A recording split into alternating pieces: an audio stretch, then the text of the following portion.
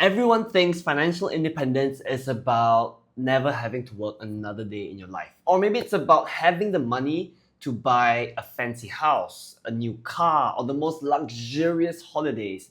And to an extent, it's true, right? If you guys hit financial independence, if you guys have a lot of money, you can buy those things. But here's the truth. In my opinion, at least, hitting financial independence is about a lot more than the money. It's about getting freedom for yourself.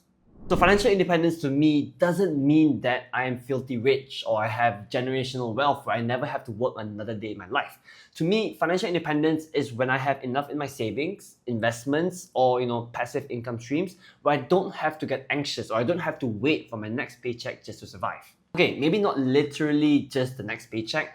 Let's say having enough where for the next 2 to 3 years, I don't need an active income source for me to survive and to pay for my daily needs. That to me is already financial independence. For some people, this could mean having 1 million ringgit or 2 million ringgit or whatever it is. And for other people, it could mean just having enough in a passive income source where you can pay off your basic necessities. So let's say you are someone who thinks you need 3,000 ringgit a month for you to survive comfortably. So with 5% returns via ASB, 720,000 ringgit will do it for you. When I first started working, when I first found out about this entire financial independence thing, my goal or my thought about it was that I wanted to retire early. That was the goal, where I would accumulate a large nest egg and then live off that right off into the sunset and never work ever again, never have an active source of income. Everything will come from my investments. But when I'm going through this journey, it is a long journey, right?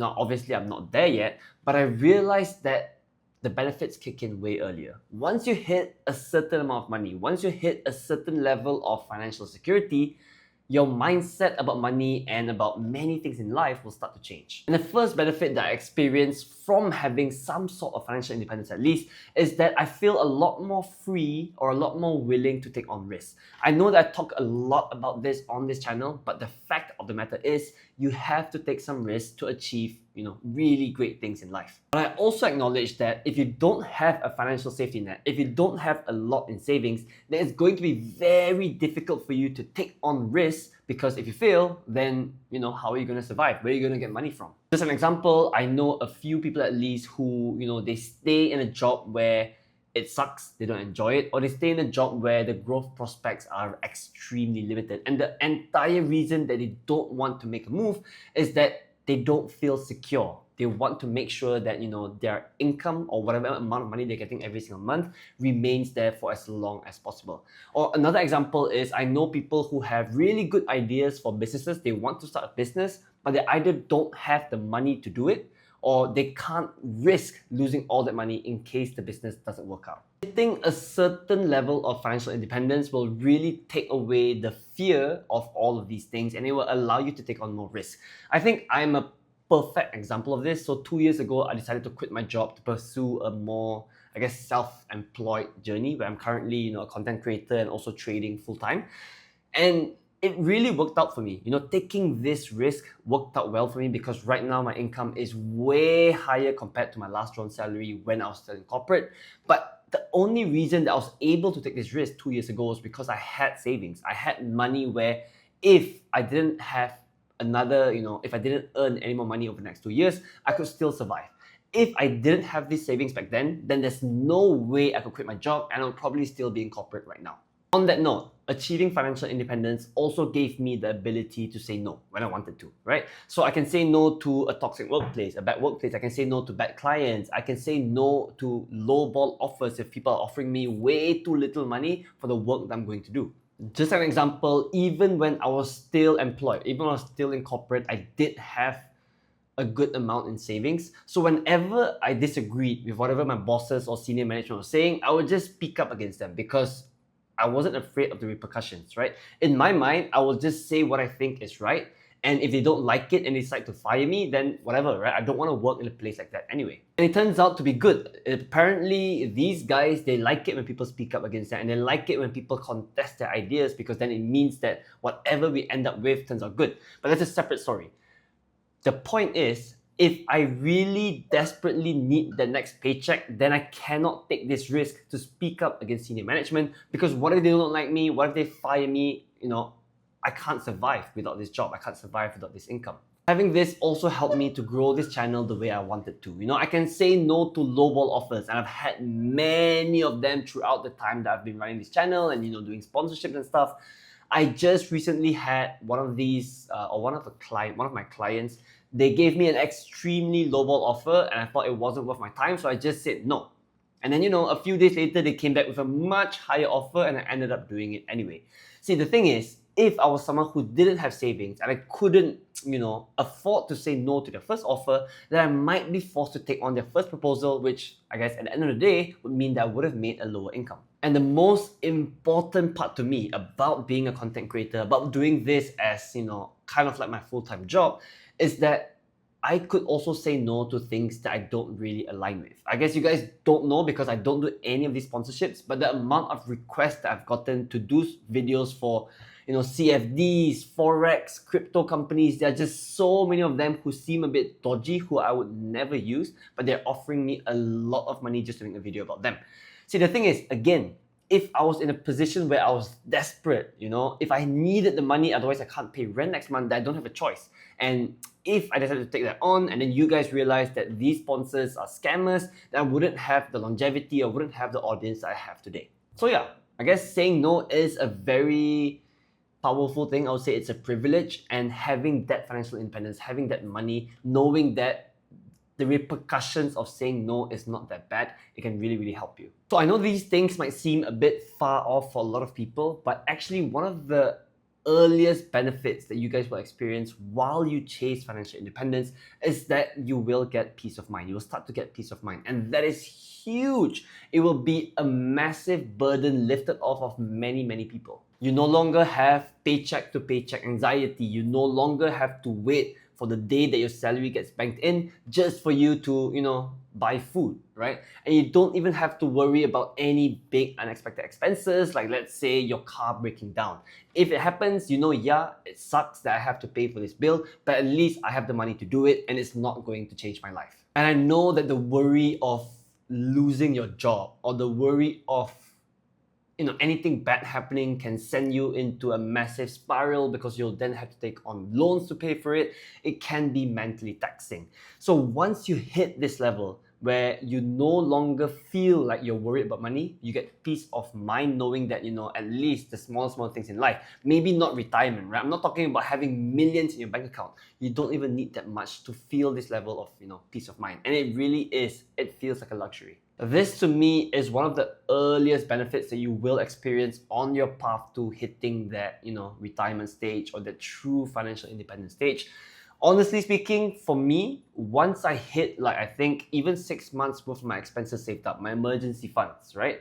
I already felt a lot of peace of mind. I think a lot of people, there's all those stats by Bank Negara and not even just in Malaysia, everywhere else in the world, where people don't have even $1,000 or 1,000 ringgit to pay for unexpected emergencies. So yeah, once you have 6 months worth of your expenses saved up, you know that if anything were to happen, you have the money to sort it out. And this will give you peace of mind. Like I said, this is a huge luxury to have, and it's not so difficult to achieve. And the next level to this is that you will eventually be able to live your life as you want to. So for me at least, I think one of the best ways that you can use money, or one of the best reasons for you to spend money, is to buy yourself time. To some people, maybe it is the fact that they can take a 3-month sabbatical from work, not have a salary during that time, so that they can go and travel the world or maybe spend some time with family. And then a more simple, a more day-to-day kind of way that you can do this is you can start to pay people to do things that you don't like to do. So for me, I decided to get a cleaner to clean my place every week because number 1, I don't really like cleaning. Number 2, it takes up a lot of my time. And number 3, even if I decided to clean myself, it wouldn't be that clean. I like my things clean, but I don't like to clean. So yeah, that's a problem, and that's why I decided to pay. And I know I would consider this a luxury, but because I have the money to pay for this luxury, I can then spend my time doing things I want to. For example, I can work more on my trading, I can spend time creating more content, or I can just spend time doing hobbies, right? Like playing golf. It's up to me, but having money allows me to buy time.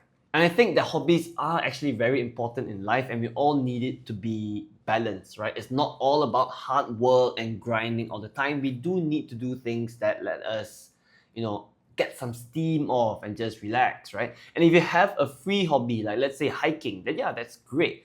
But some hobbies do cost money, and the only way you can really pursue it is if you have money. Let's say you like hiking, right? Of course, you can go and hike Broga and it's going to be completely free, but maybe one day you want to try and get to Kinabalu or Mount Everest and stuff, right? All of these things will cost money, and having the money will really help you do things that you want to do in life. And then the final level when it comes to, hitting financial independence and the benefits that come with it is when you get to a point where you feel like you have a generational safety net. So I haven't gotten to this point yet, but I'm still working on it. Basically, you guys know the peace of mind that I was talking about earlier.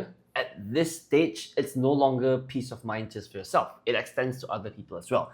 It could be your parents, it could be your siblings, your kids, maybe even your best friends. You now have enough money or enough financial independence where you know that if anything were to go wrong for them, you can help them out, weather that storm. This, I guess, depends on you. Some people might not think, helping other people out is as important, and that's completely up to you. But for me, it is a nice thing to have. I have seen all of those videos where people who have gotten successful, they help retire their parents, or maybe they buy their parents their first ever house.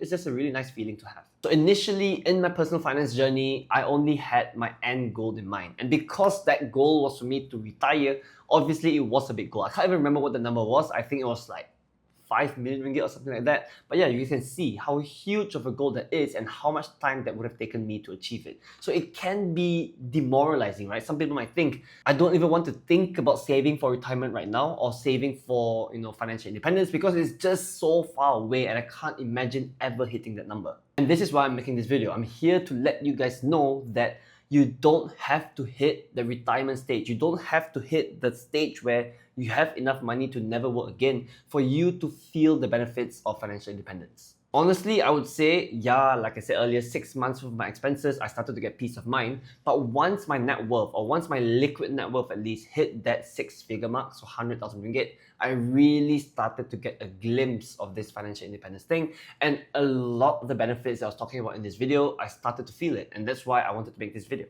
Sometimes I use that money to do things I want. Like I said, I use it to pay for a cleaner, right?